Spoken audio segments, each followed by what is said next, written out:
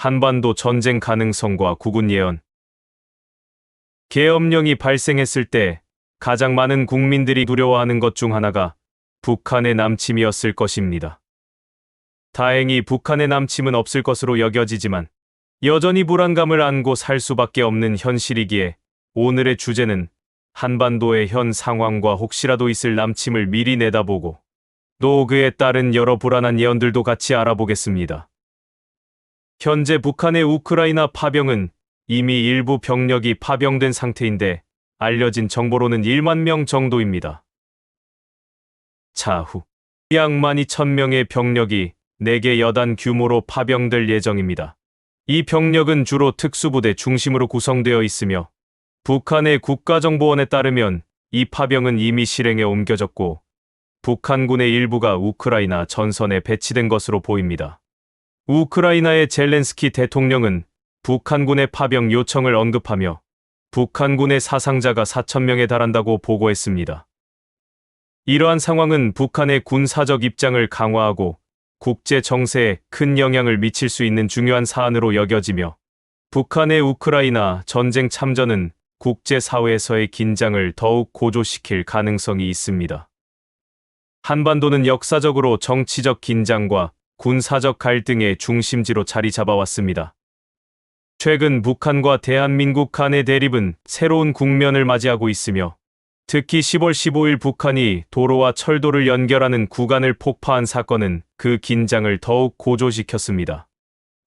이 사건은 남북 간의 협력 가능성이 완전히 사라졌음을 알리는 경고로 해석되며 지역의 불안정성을 더욱 부각시키고 있습니다. 세계적인 미래 예측가인 크레이그 해밀턴 파커는 현재 한반도의 상황이 단순한 위협을 넘어 전쟁의 가능성이 현실로 다가오고 있다고 경고하고 있습니다. 북한은 140만 명 이상의 젊은이를 군에 동원하며 이를 성스러운 전쟁으로 명명하고 있습니다. 이들은 대한민국과 미국에 대한 강한 반감을 드러내며 전면전을 준비하고 있다는 신호를 보내고 있습니다.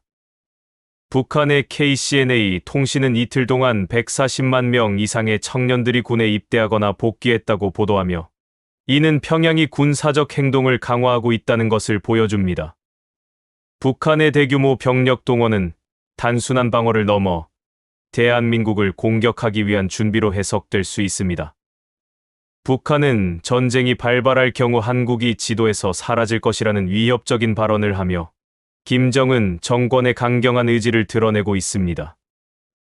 북한은 세계에서 가장 큰 군사력을 보유한 국가 중 하나로 120만 명 이상의 정규군과 수백만 명의 예비군을 갖추고 있습니다. 그러나 경제적 어려움과 국제 제재로 인해 북한의 군사력은 지속적인 위협을 받을 수 있습니다. 핵무기는 북한의 군사 전략에서 핵심적인 요소로 자리 잡고 있으며 평양은 자위의 명목으로 핵무기를 사용할 수 있는 능력을 주장하고 있습니다. 그러나 핵무기의 사용은 국제사회의 강력한 반발을 초래할 것이며 이는 전 세계를 전면전으로 몰아넣을 위험이 있습니다. 김정은 정권은 국민의 충성심과 민족적 자부심에 의존해 군사력을 유지하고 있지만 대한민국은 강력한 경제력과 현대적인 군사기술을 바탕으로 북한의 위협에 대응할 준비를 하고 있습니다. 북한의 도발에 대한 즉각적인 경고 사격은 우리 군의 결단력을 보여줍니다. 그러나 전쟁이 발발할 경우 수도 서울은 국경과 가까운 위치에 있어 북한의 공격에 취약할 수 있습니다. 이러한 상황은 대규모 인명피해와 사회 기반 시설의 손실을 초래할 위험이 있습니다. 이스라엘과 한국이 동시에 전쟁에 휘말린다면 미국은 어느 동맹국을 우선 지원할 것인지에 대한 중대한 질문에 직면하게 됩니다.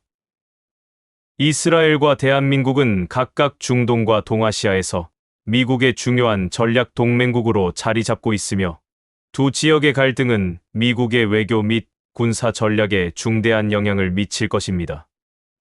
만약 이스라엘과 대한민국이 동시에 전쟁에 휘말린다면 미국은 어느 국가를 우선 지원할지 결정하는데 어려움을 겪을 것입니다. 이러한 복잡한 상황 속에서 전쟁이 발발할 경우 세계는 어떤 방향으로 나아갈지에 대한 우려가 커지고 있습니다. 북한이 대한민국을 공격하고 특히 핵무기를 사용할 가능성이 있을 경우 미국은 대한민국을 지원하는 데 지체할 수 없습니다. 이러한 상황에서 미국은 두 지역 모두 긴급한 개입을 요구하는 이중 선택 상황에 직면할 수 있습니다. 특정 동맹국을 우선적으로 지원하는 대신 미국의 현명한 전략은 군사적 개입에 있어 유연성을 유지하는 것입니다. 즉, 워싱턴은 각 지역의 상황을 신중히 평가하고 갈등의 심각성에 따라 전략을 조정해야 국가적 이익과 동맹국 보호의 직접적인 위협에 대처해야 하는 것입니다. 미국은 두 주요 동맹국 사이에서 선택을 강요받고 싶지 않을 것입니다.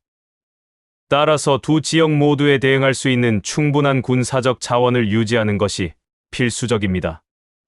또한 갈등이 폭발하기 전에 긴장을 완화하기 위한 외교적 노력을 병행하는 것도 워싱턴 전략의 중요한 부분입니다.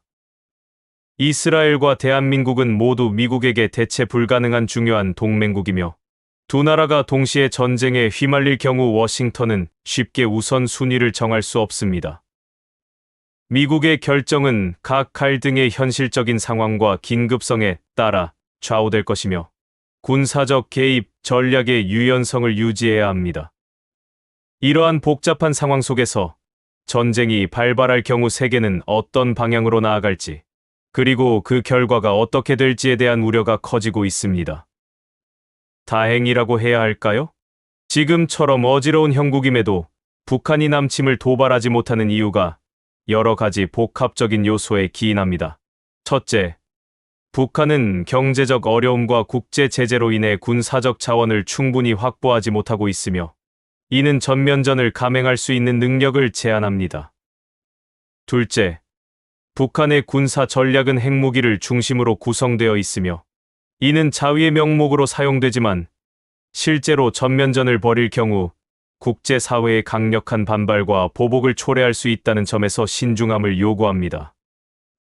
셋째, 대한민국의 군사력과 방어 체계는 지속적으로 강화되고 있으며 특히 미국과의 군사 동맹은 북한의 공격에 대한 강력한 억제력을 제공합니다. 넷째, 북한 내부의 정치적 안정성 또한 중요한 요소로 작용합니다. 김정은 정권은 내부의 충성심을 유지하기 위해 외부의 적을 강조하지만 전면전은 내부의 불만을 더욱 악화시킬 수 있는 위험이 있습니다. 마지막으로 국제 정세의 변화도 북한의 도발을 억제하는 요인 중 하나입니다. 미국과 중국 간의 갈등, 러시아의 군사적 움직임 등은 북한이 남침을 감행할 경우 예상되는 국제적 반응을 더욱 복잡하게 만들고 있습니다. 이러한 요소들이 결합되어 북한은 남침을 도발하기보다는 현재의 상황을 유지하는 쪽으로 나아가고 있는 것입니다. 전문가들의 견해로는 러시아와의 협약으로 이미 우크라이나에 파병된 군사들로 공백이 생겼고 무엇보다 그들이 파병한 군사들의 전투력이 너무 떨어져 전쟁을 일으켰을 시 허점들이 너무 많아 오히려 쉽게 무너질 수도 있을 것이라는 견해까지 더해졌습니다. 인천의 어느 한 무속인은 대한민국의 2025년도에 피바람이 불 것이라고 예언했다고 합니다. 예언이란 맹목적으로 믿어서는 안 될 것입니다. 그 이유는 예언이란 각자의 상황과 각자의 영적 방향에 따라 제각기 다른 모습으로 미래를 내다보기도 하기 때문입니다. 어떤 예언가는 2025년도에 백두산이 폭발하여 북한이 경제적으로 완전 초토화되어 떠밀리듯 통일이 될 것이라는 예언가가 있는 반면 2025년도에 피바람이 불며 남북이 또다시 커다란 전쟁을 치룬다는 예언가가 있듯이 예언은 동일하게 예언되는 것이 아니기에 어느 한 사람을 너무 맹신하거나 의지해서는 절대 안 되는 이유인 것입니다. 그러니 혹여라도 미스테리함 채널을 통하여 많은 예언들을 접하셨을 시청자분들께서는 그럴 일이 없겠지만은 왜 맨날 예언이 이랬다 저랬다 지 맘대로냐고 사기친다고 따지시는 분은 없길 바라며 아울러 위에서도 언급했듯이 너무 맹신하여 전 재산을 팔고 이민 가신다던지 명품으로 똘똘 두르면서 한 번 사는 인생까지 라는 생각으로 막장 인생을 사시는 분들은 없으시길 바라는 마음에 염려되어 글을 남기며 마무리 짓겠습니다. 오늘의 영상은 어떠셨나요? 다소 부족하더라도 너그럽게 이해 바라며 구독과 좋아요를 통한 좀 더 재미있고 유익한 미스테리를 찾아서 소개해드리도록 노력하겠습니다. 지금까지 미스테리함 채널이었습니다. 감사합니다.